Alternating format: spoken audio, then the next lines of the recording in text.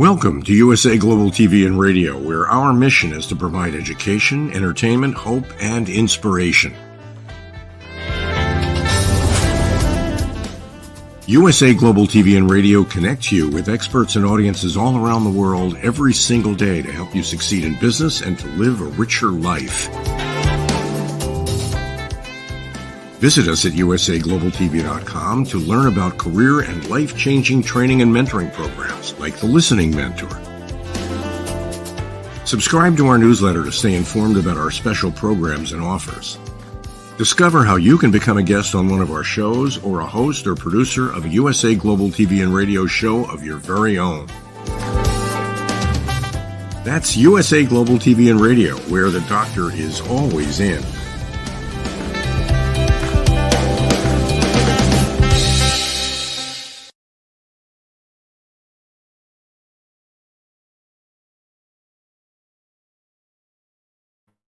Good afternoon and good morning, depending on where you're listening from, and thank you for listening. My name is Joseph, and I'm your host. I'm the Resume Whisperer and Corporate Culturist. I've been trying to show you that if you do just get noticed, you'll get promoted, you'll make a difference, okay? And today, I'm very excited to have another wonderful guest that's going to talk about their experiences as starting off as a nurse, then kind of progressing into kind of management and leadership, and implementing multiple initiatives. She's also a professional author on the horizon of spiritual enlightenment. So she's going to talk about how she is now connected the spiritual with the medical and trying to help other people make their lives better. And again, the idea is that you understand and take for yourself whatever points that can help you move forward in life. So let's welcome LYDIA FOUGERES to the show. Thank you, LYDIA, for being here. Thank you. Thank you for having me. The pleasure is all mine. So you started off as a nurse. So let's start with what inspired you to become a nurse as a kind of a starting point. I wanted to be a nurse from very young. Actually, I had an aunt that lived in the basement in a house who was a nurse, and I saw her do an intervention, and I decided that I wanted to be like her. Actually, I really wanted to be like her, and I adored her. She was so very kind, and Louise, she was very kind. And also, my father was part of the St. John ambulance team. He was teaching. So that is how I came to become a nurse.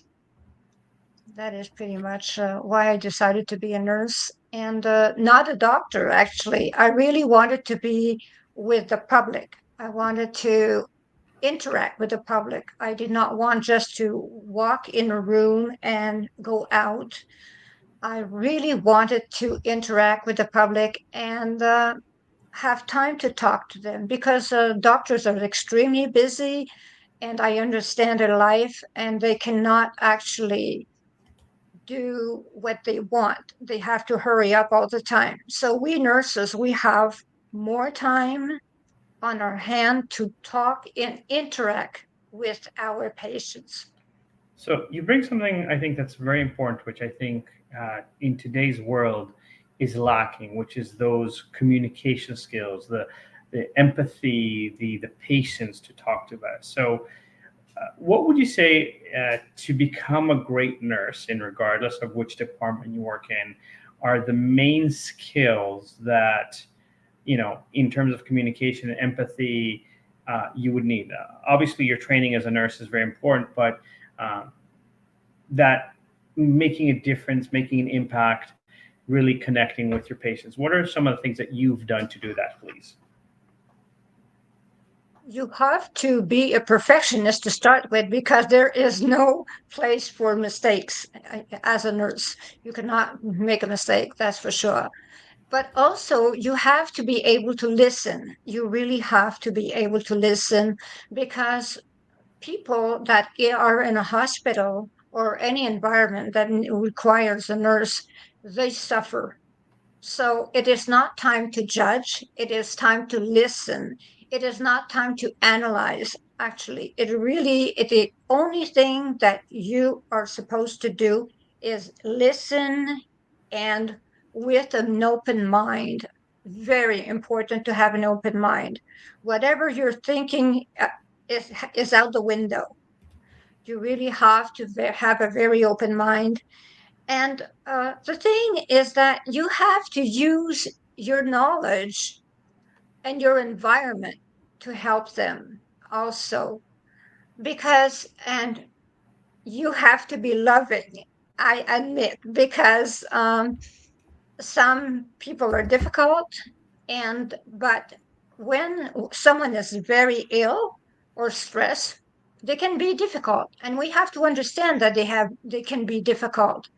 So it is not time to criticize, absolutely not. So it is time to actually listen and be there for them. Be in the present moment. That is all. No That is criticizing, no thinking. that is beautiful, and if only that mindset would apply to so many other professionals that lose their patience very quickly. I've been guilty of that too myself, but we are all human, where sometimes we're just so frustrated and we're not getting anywhere. But I've tried to build my career on being empathetic and patient with people, and really kind of try to step into their shoes, even as a leader, where it's not, dictator style. I told you to do this, go do it, but more of collaborative. Here's why we will all benefit from that. So you became a nurse, very successful.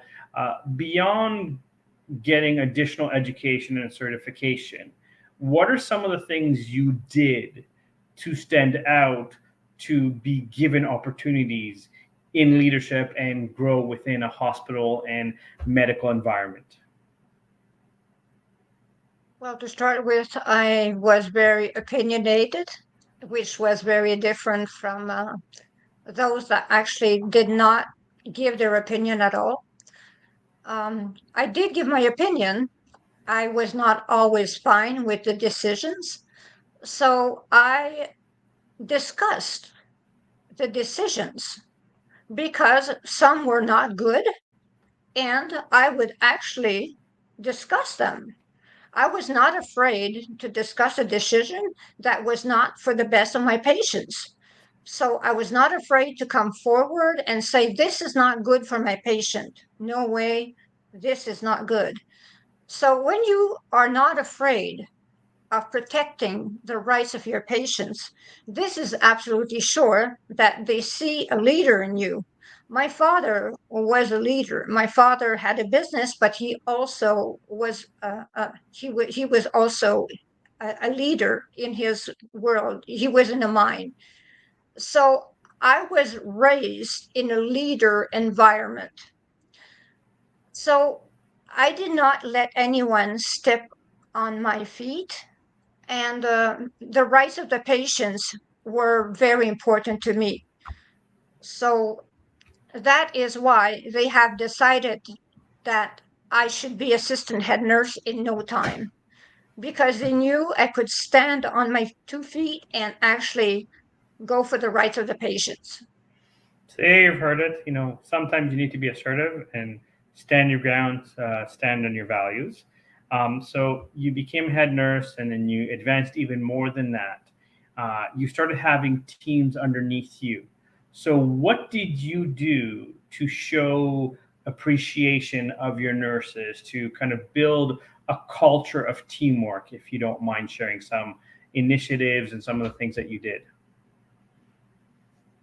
Well, with the nurses, well, first of all, it's easy to work with nurses. We actually get along very much. It's an environment where women actually get along with other women because we all want the same thing, the benefit of our patients. So we are zen, we are calm with one another, we are understanding with one another, and we will do anything to help one another. So if a nurse had a problem whatsoever, I would do anything to help her, absolutely anything. Uh, I would go out of my way to help her or him, because male nurses also. So I would do anything to help the nurses. I also was listening to them a lot because they have family issues, they have problems. Um, People do not think about suicides amongst the medical staff, but we have to look out for that. We have to make sure that our staff is not in danger. We really have to make sure that our staff is not in danger. So that is why I even went and moved on to working in part-time psychiatry, also to help myself, to actually help myself understand what was going on with others. It was very, very important for me. And the staff appreciated me because I did not think I was above. I treated everyone like we should all be equal on earth.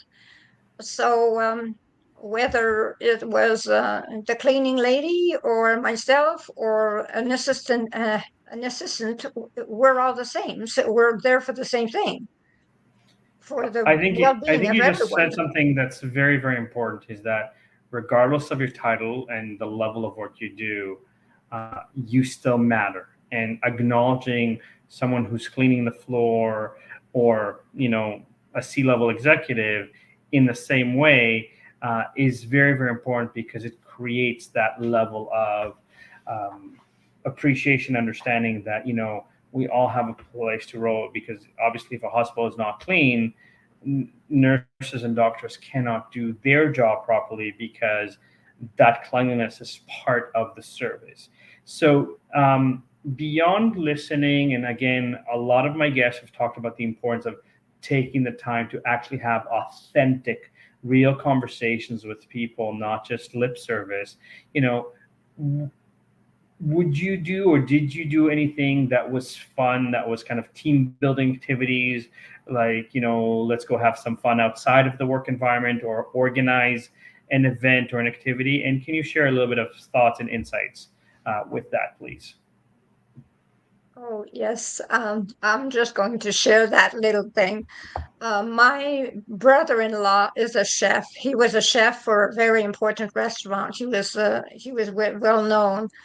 And I told my team that we were having a Christmas dinner, and that I had invited the chef or of so-so restaurant to cook for us. They were really, really impressed because he was there and he was cooking, he was doing everything. We were having this really wonderful banquet. And then at the end of the meal, he was serving just like he did not know me. And at the end of the meal, he hugged me and he gave me a kiss on each cheek. And no one understood what was going on because the chef was the chef. And finally, we had fun because I told them he was my brother-in-law. We really had fun, and sometimes we would go in restaurants. We go and dance also. Yes, as a team, we would do things. Some would go golfing also. I do not golf, but some would go golfing. We hang out as friends. We hang out, actually. We have breakfast also. Let's say you're on the night shift. You finish at 8 o'clock in the morning. You hang out. You go have breakfast together as a team. Well, you know what? I've always said food is a great way to connect with people, and obviously having a chef is definitely a great experience that I'm sure your team enjoyed. So I want to kind of take this. You've progressed in the medical field very nicely. You've had leadership position, and then where or how did your spiritual journey start that led you to your book? And if you want to share what your book is about or what you teach people and how that connects to your experience from the medical field. Well, the spiritual journey started very young, very, very young. But the thing is that I actually contracted a parasite at the age of 41 years old, which led me to be bedridden for 2 years and in a wheelchair also. I was extremely sick. I was told I would die, but I had made the decision that actually I would see my daughter graduate. She was only 8 years old. And I had decided that I'd stay a while to see my daughter graduate. I was not ready to die. And it's not that I'm against death, but I had something to do. So I decided to embark on a journey where resilience was just part of my life, that no matter what, I was going to pull through this. I was actually going to pull through it. So I was meditating. People would come and see me and they were crying. What were they crying about? I was the one that was supposed to be in trouble. I was a happy camper. I was a happy person. I was so very happy. And people did not understand, even without moving and with such pain, how you can actually be calm inside, so very calm inside, and be so resilient and be in touch with the universe. So I would listen to people that were visiting me, and I was the one that was ill. But that was fine for me. Actually, it was a great journey because I have to admit that I do not regret any of it. Absolutely not. Because if it were not for that journey, I would not know what I know. So while I was ill, bedridden, incapable of moving, I had these thoughts that were coming to me because I did not speak ever. I would never speak because I was in too much pain. And I would just think, and I would have these reflections about life and about people and about all kinds of things that were happening. I never watched TV. I did not even know what was going on. So I was completely out of touch with the world, which gave me the opportunity actually to be one on one with, call it the source, the divine power, whatever. Some people believe in a rock, the universe.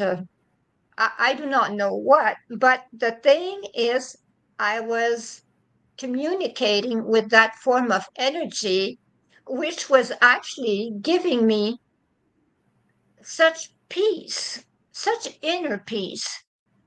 I was in meditation pretty much all the time, but I had started meditating very, very young.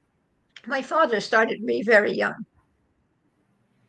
Wow, first of all, what a powerful story. And congratulations on overcoming your health issues and look where you are now. Kudos. And again, I think to me, uh, as someone that, also now later on in life, I'm starting to blend the, Western medicine with non-traditional medicine because I found that sometimes Western medicine just goes take drugs, and they don't necessarily look at the source, but it's more of a bandage. But there's other times where, like for example, doing acupuncture and cupping has worked better for me than taking the medication that the doctors prescribed for me. And so, there's a level of always learning more about. So you went through this ordeal and you wrote an amazing, incredible book. Tell us a little bit about what's in the book and what people can expect when connecting with you and talking to you and working with you, and a little bit about your programs. Well, actually, the book, those two books, there's a third one going out very soon. Those books are um, reflections on all kinds of thoughts or observations that I had about life in general, um, of what happened either to me, to others, and they will help people grow spiritually. Actually, they will help them find their why am I here, what's my purpose, whatever, and they will find that their journey is for a reason. We're all on a journey for a reason. We're on a spiritual journey. We're not here to just work. We're on a spiritual journey. And it's wonderful to be on a spiritual journey that is so amazing. And people should actually take adversity as a blessing. So I explain in my books that adversity is a blessing in disguise, and that if you do not have what you want, actually, there's something better that's waiting for you. So it's kind of a guideline to life. And it really does help with people. They just listen to, like, I will give an example. Uh, this one is a very hard one. Okay, which one? I will give the answer. That the path to the divine source, you have to go through 1,000 petals. So people people keep on asking me, what do you mean? The path to enlightenment, you have to go through 1,000 petals. Well, the thing is that, the lotus is considered as the 1,000 petal flower. And spiritually, when you actually are in the crown chakra, because I work with chakras, when you are in the crown chakra, that is the flower representing the divine source. So you have to go through the crown chakra to reach the divine source. So by opening your crown chakra, which is opening the petals, you actually are being a person that can find enlightenment. And everyone can find enlightenment, because the thing is that we are all masters in becoming. We are all here for the same thing.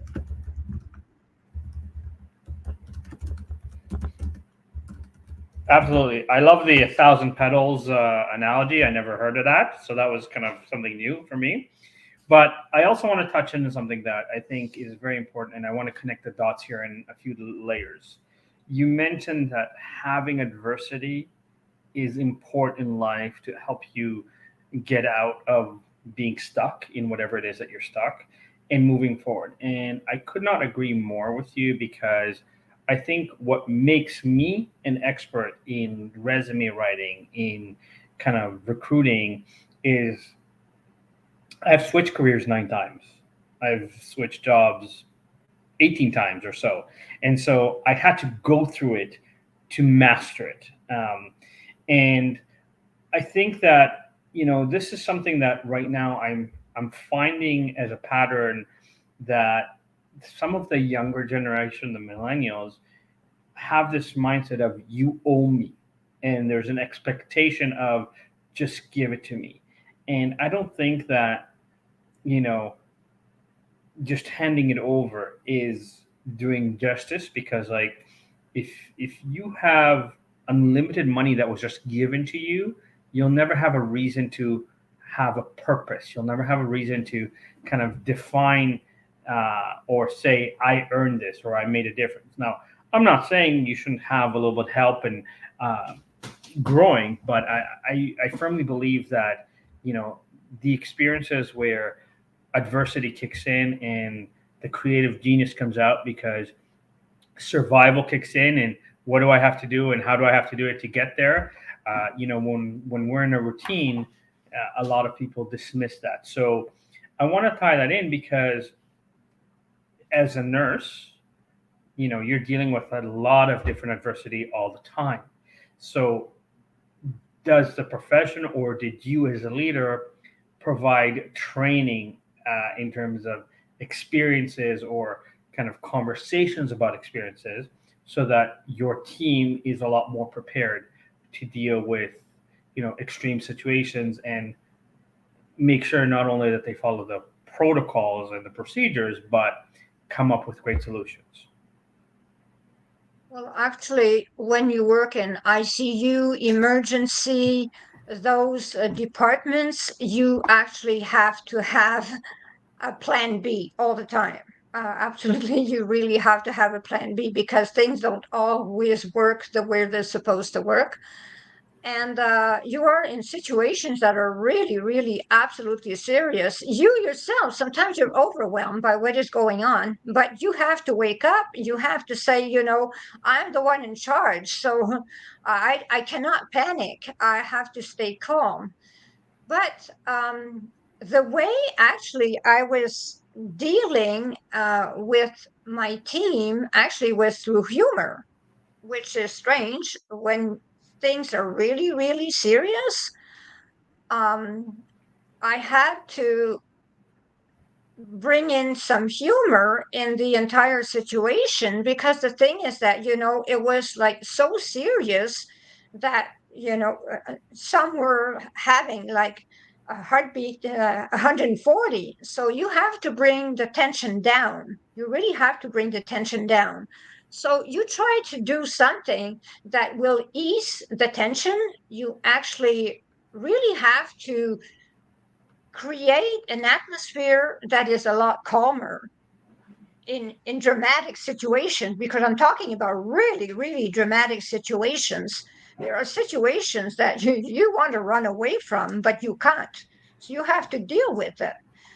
So the thing is that, if you can actually help your team cope with the situation with all kind of mechanisms, like, yes, humor is good, but also you can also sh- show an object anything that will divert the attention from the person, and that mechanism will just like ease the tension for 2.5 minutes, but that's enough for that person to calm down and go back to what they were doing, but they need it.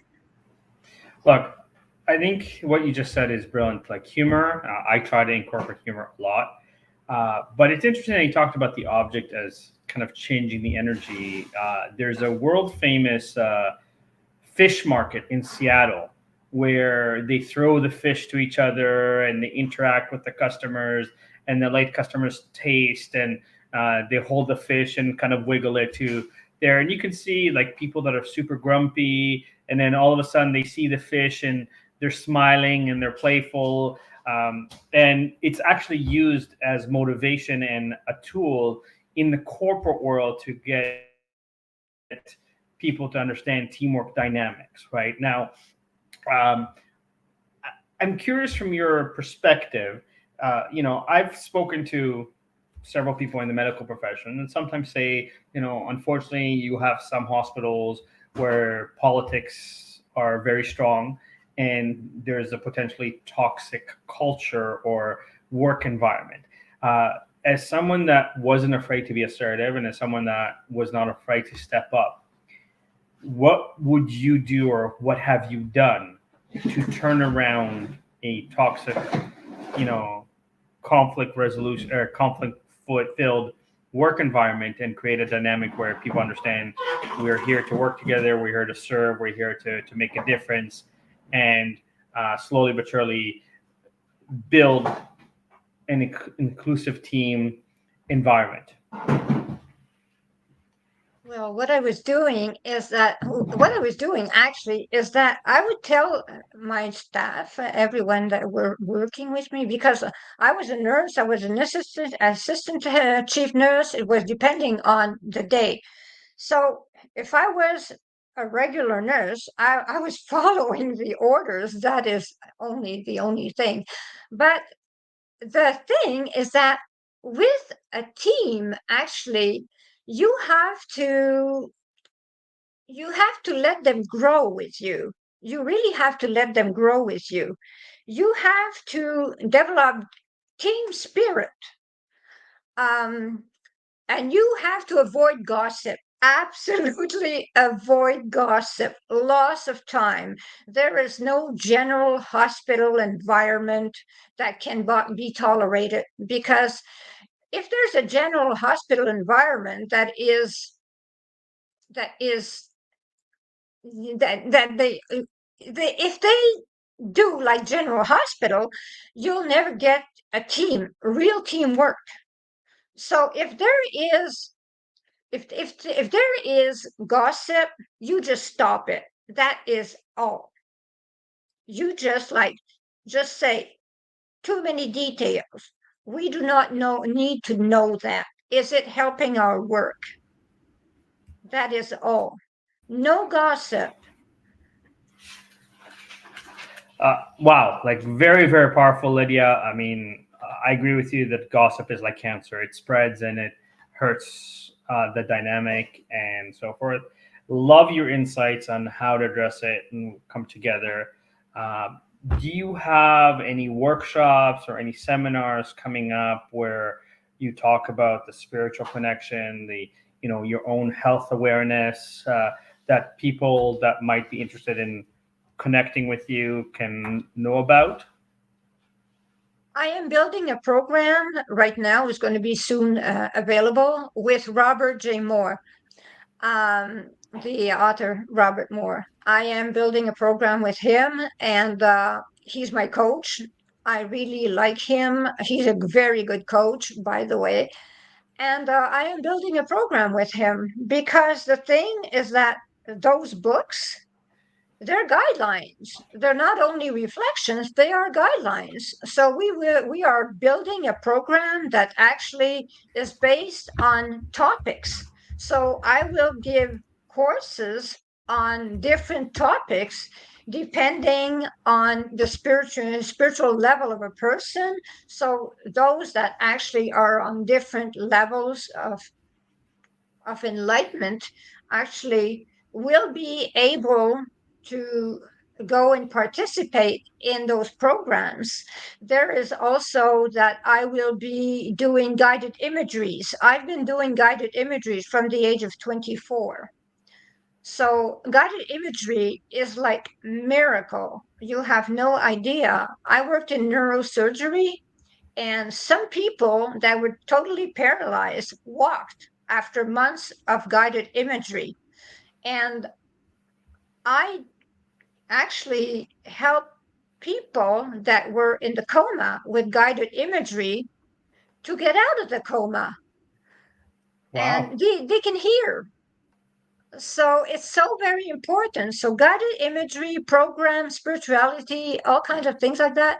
So we are working, Robert Moore and myself, we are working to establish an important program that will help everyone elevate themselves spiritually. Brilliant. I love that. So we've put your website so that people can kind of see who you are and kind of get a hold of you. It's interesting that you talk about guided imagery. As someone, and Robert Moore is one of my mentors as well. He is phenomenal. He's also a show on USA Global TV and Radio. His show was on yesterday. But because I've read and I've surrounded myself with people that are very, very smart and have achieved a lot in their life, I have two beautiful little kids. I have a 4-year-old daughter and an almost 2-year-old son. And every morning and every night, every morning when they wake up, as soon as they wake up, and every night when we put them to bed, we have a mantra that we say to them, right? And the mantra, I've purposely kind of picked the words in a sequence. I start by saying you're beautiful and attractive, you're smart and intelligent, you're very able, and you will have an abundance of health and wealth in your life. You're very creative, and you're going to change the world for the better. You're awesome, and everyone loves you. You're strong and brave and fearless. You're healthy. And mommy and daddy love you very, very much. And we're always going to believe in you. And we're always going to trust you. And we'll support you no matter what. And we love you, love you, love you. And never, never stop being curious.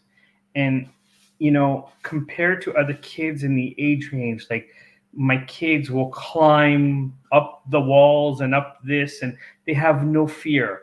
And they will explore, and they'll be creative, and they'll be very social, and they'll come and talk to new kids and try to play with them in the playground.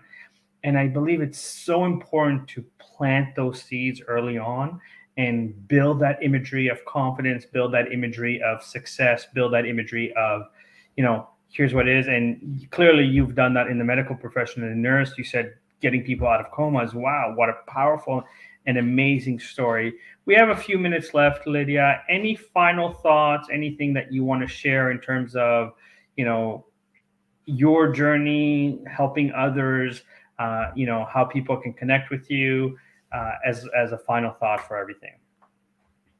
Well, I do invite people to write to me from my website or my Instagram or my Facebook page. I do invite people to write to me. It might take a little while, but I answer absolutely everyone without exception. I do not write long emails naturally, but I do answer everyone. And what I really would love to hear from the readers is what is it that they have learned from the journey with the 111 reflection for Thy Earth Odyssey 1 and 2, what they have learned from it, and to tell me if actually reading it once and then reading it after a month again, because those are reflections that are quite easy to read. But the thing is that after a month, you already have changed. So you can start the reflections again because something else has happened in your life. So you learned something else. You had evolution again in your life, spiritually and mentally, everything. So whatever happened, I'm very interested in my readers in knowing what they are going through. I am very, very interested. So it's important to me that I follow my readers, not only that my readers follow me. It is important for me to follow my readers because they matter to me as much as I matter to them, and as much as everyone matters on this planet. So we're all here for the same journey. So why not enjoy the ride? That is all. That's the way I see it. Brilliant. I love it. And, I love that you ended with it's a reciprocal relationship and it's an ongoing relationship. And if you want to succeed in life, you got to keep reinvesting in yourself, in whether it's reading, whether it's spirituality, or sorry, or just self-development, professional development, whatever it is. But the idea is that when you build relationships, there we go. Lydia is holding up her book so that our viewers can see them. Thank you, Lydia. And so you know, take the time. And if you're starting your career, find mentors like Lydia that can guide you and help you, whether it's in the medical nursing profession or in a spiritual journey or overcoming adversity. At the end of the day, they all overlap. And this is what will help you succeed not only in your career, but in life as a whole. My name is Joseph Stetter. I am the Resume Whisperer and Corporate Culturist. I hope you've enjoyed the show. Please like and subscribe if you do. And thank you for listening. Have yourself a beautiful night, a great morning, and an exciting afternoon. Thank you.